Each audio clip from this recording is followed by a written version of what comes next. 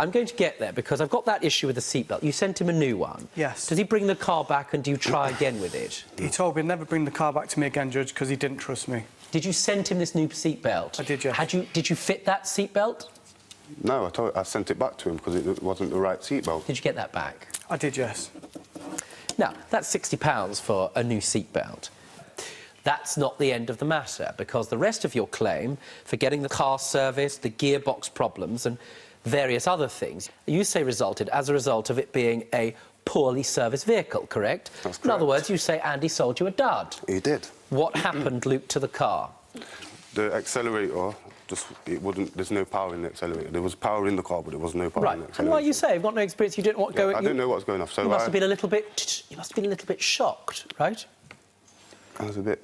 Yeah. How long after you purchased the vehicle from Andy did this happen? A week. 1 week. Yeah. Do you remember getting a call whilst he's at the lay-by? I do, yes. Did you answer the phone? I did, yes. What did you say to him? I then told him, get the car back to us, we'll sort the issues out. Any issues that are wrong with the vehicle. Well, at this stage, he's on the edge of the motorway. So what did you do to rescue the car? Did it start again? Yeah, it started again and it ran fine when I got to my destination. I told my friend what it was, what happened, and he said it could be filters because he knows about cars. So he opened up the filter, which is a few clips, and he said it looks like it's never been changed. The filter hasn't been changed. The filter looked like it's never been changed. Does that ring true to you as a problem? Was that the fuel filter? Don't look at him. I'm asking you. Yeah. He said that he arrives at the place, there seemed to be a problem with the accelerator, the car loses power. A friend of his who's got some experience in these matters says, I think there's a problem with the filter is open, and his friend who has some experience says, oh, this has never been looked at. Does that ring true to you, Andy? The air filter wouldn't have been changed, Judge. It would have been the oil filter that would have been changed. Is that because that's not subject to an ordinary service? It's just a minor service that we do. Andy, by giving you a warranty, Andy effectively says to you, in the event that something goes wrong, you bring it back to us because we will repair it free of charge.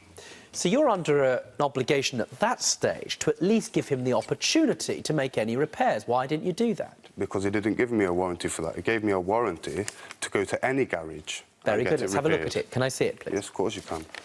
This was the warranty he gave me the first place, what he didn't put through, and this was the warranty that he gave me after everything had happened, and I can't claim back because he'd done it so late.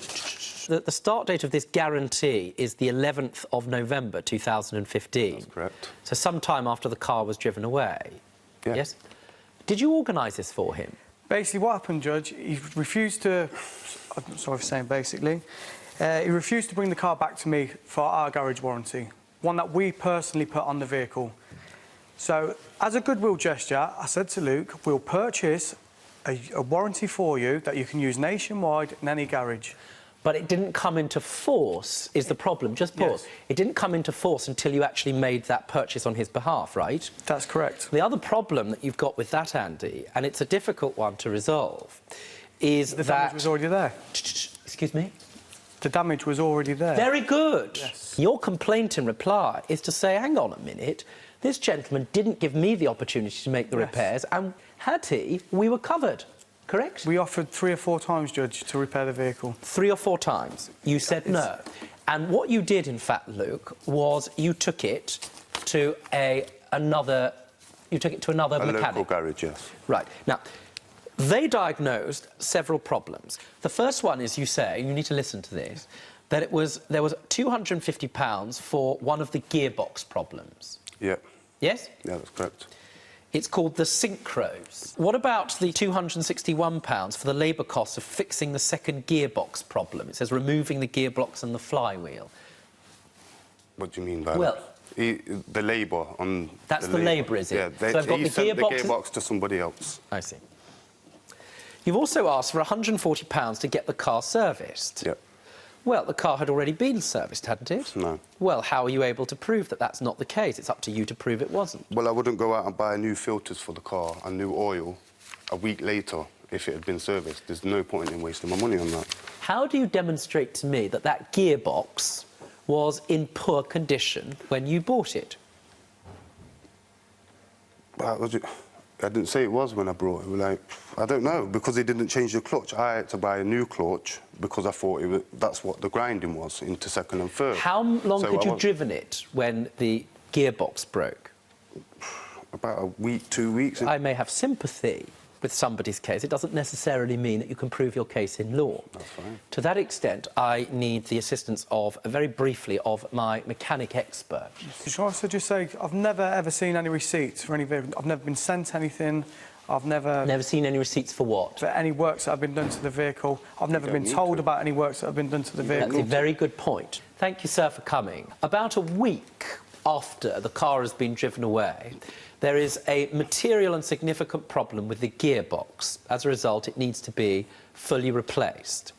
Would you expect that to happen if the car had been properly and fully serviced before it had been sold? I would say it is not part of the service only to check the oil level. Would you expect somebody fully to investigate the gearbox before a car was sold? No. Have you had an opportunity to look at these receipts, sir? I have. Now, you see, in respect of the sales invoice, there's reference to the first and second synchro springs on the relevant vehicle. Yes. Can you help me with when and in what circumstances that might need to be replaced? Well, evidently, it's just wear and tear. Why do you use the word evidently wear and tear? Well, 80,000 miles. It's a sealed unit. It's not something you would be able to strip down and inspect in the service. It's a sealed unit. In other words, it could just be bad luck that you drive a car away and the gearbox has this particular failure. I'm afraid so. Thank you very much, sir, for your time this afternoon. For more Judge Rinder cases, click here. And if you've got a legal issue yourself, get in touch with us by clicking over here.